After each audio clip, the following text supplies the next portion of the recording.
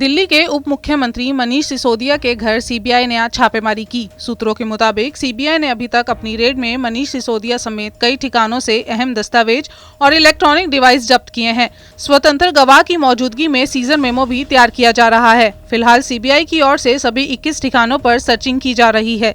सिसोदिया से पहले नॉर्मल पूछताछ हुई, फिर उसके बाद उनसे लिखित बयान भी लिया गया।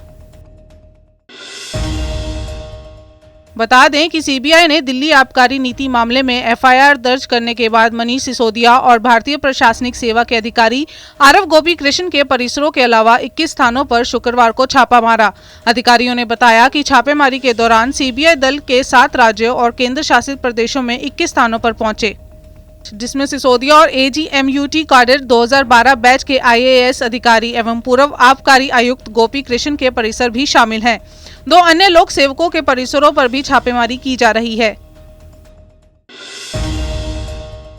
दिल्ली के उप मुख्यमंत्री मनीष सिसोदिया पर सीबीआई की छापेमारी को लेकर आम आदमी पार्टी के संयोजक और दिल्ली के मुख्यमंत्री अरविंद केजरीवाल प्रेस कॉन्फ्रेंस कर कहा कि आज मनीष सिसोदिया को दुनिया का सर्वश्रेष्ठ शिक्षा मंत्री घोषित किया गया, लेकिन सीबीआई की एक टीम छापेमारी करने उनके आवास पर पहुंची तो बहुत सारी बाधाएं होंगी। न्यूयॉर्क टाइम के पहले पन्ने पर आना और दिल्ली में शिक्षा क्रांति लाना आसान नहीं था। भगवान हमारे साथ है।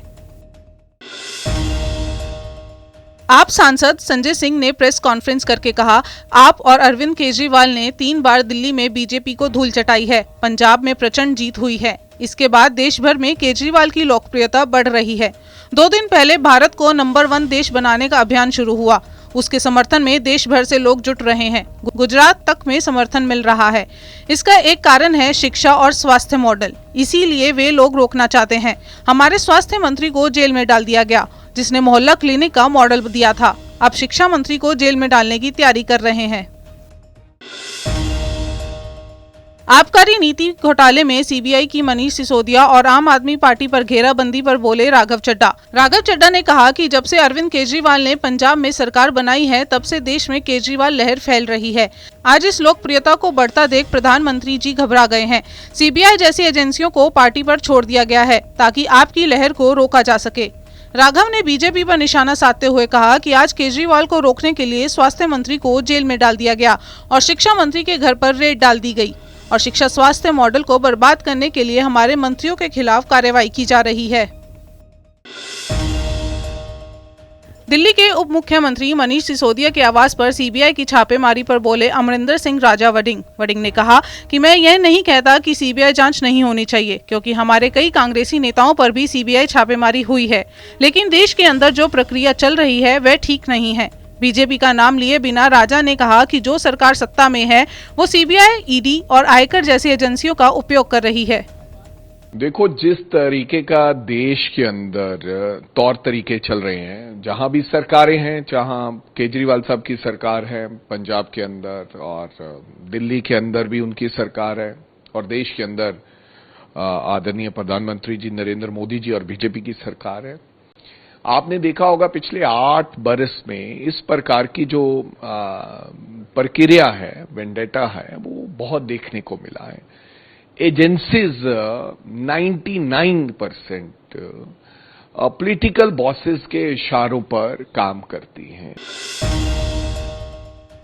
दिल्ली के उप मुख्यमंत्री मनीष सिसोदिया पर सीबीआई रेड के बाद बीजेपी आम आदमी पार्टी पर हमलावर हो गई है। बीजेपी ने आप और अरविंद केजरीवाल पर भ्रष्टाचार का आरोप लगाया है। हिमाचल के मुख्यमंत्री जयराम ठाकुर ने भी आम आदमी पार्टी पर आरोप लगाते हुए कहा कि दिल्ली में केजरीवाल सरकार ने कई घोटाले किए हैं, जिसका भुगतान उन्हें अब करना ही पड़ेगा। और इसके साथ साथ जयराम ठाकुर बोले कि केजरीवाल सरकार एक्साइज के पैसे कमाने के तरीके में विफल हुई है। देखिए, ईमानदारी के नाम पर उन्होंने बहुत कुछ कर लिया और जो एक्साइज का जो मसला है वहां पर, जिस बात को लेकर के वहां पर बड़े स्तर पर वहां पर घोटाले हुए हैं, उन सारी बातों को लेकर के वहां के लेफ्टिनेंट गवर्नर ने कहा कि ये जांच का विषय बनता है और सीबीआई को रेफर किया है, उन्होंने रिकमेंड किया है कि भाई ये इसमें जांच बनती है और इस पर कार्रवाई होनी चाहिए। और बच्चा जानता है कि वहां दिल्ली में एक्साइज में क्या हो रहा है, किस प्रकार की सारी चीजों को वहां पर प्लान करके एक्साइज के माध्यम से पैसा इकट्ठा करने का उन्होंने एक तरीका निकाला था। और ऐसे में मुझे ज्यादा नहीं कहना है, क्योंकि अभी तो सारी चीजों को लेकर के कानून के मुताबिक जो कार्रवाई हो रही है वो हो रही है, लेकिन फैक्ट्स आने चाहिए, फैक्ट्स आने दीजिए, उसके बाद बात करेंगे। सर गारंटी भी उन्होंने दी है, पीछे यहाँ आए थे, शिमला आए थे, 5 कम्युनिस्टों का है। लेकिन मैं इतना ही कह रहा हूं कि सारी चीजों पर एक्सपोज हो गया आम आदमी पार्टी की बात है। कांग्रेस पहले से एक्सपोज है और आम आदमी पार्टी अब हो। दिल्ली भाजपा अध्यक्ष आदेश गुप्ता ने भी दिल्ली उप मुख्यमंत्री मनीष सिसोदिया के आवास पर सीबीआई छापे पर बड़ा बयान दिया है। आदेश गुप्ता ने कहा कि शराब माफियाओं को बचाने के लिए दिल्ली में सरकार बनी थी। आदेश गुप्ता ने आम आदमी पार्टी पर गंभीर आरोप लगाते हुए कहा कि जिस दिन सीबीआई की जांच हुई उसी दिन शराब नीति वापस ले ली गई। 1000 करोड़ का राजस्व जिसका फायदा दिल्ली को मिल सकता था, लेकिन दिल्ली सरकार इसे शराब माफियाओं पर बर्बाद कर रही है। आदेश गुप्ता ने कहा कि दिल्ली सरकार ने पंजाब चुनाव में सारा पैसा खर्च कर दिया है और नई शराब नीति ने दिल्ली को बर्बादी के कगार पर ला दिया है। आम आदमी पार्टी ने भी शराब माफिया को फायदा पहुंचाया है। आज कृष्ण जन्माष्टमी का त्योहार पूरे देश में बहुत धूमधाम से मनाया जा रहा है। कृष्ण जन्माष्टमी के अवसर पर इस्कॉन मंदिर में भक्तों की भीड़ उमड़ी रही। कृष्ण जन्माष्टमी उत्सव पर कश्मीरी पंडितों ने भी गणपति नायर मंदिर में जन्माष्टमी मनाई और इसके साथ साथ स्थानीय लोगों ने झांकी भी निकाली।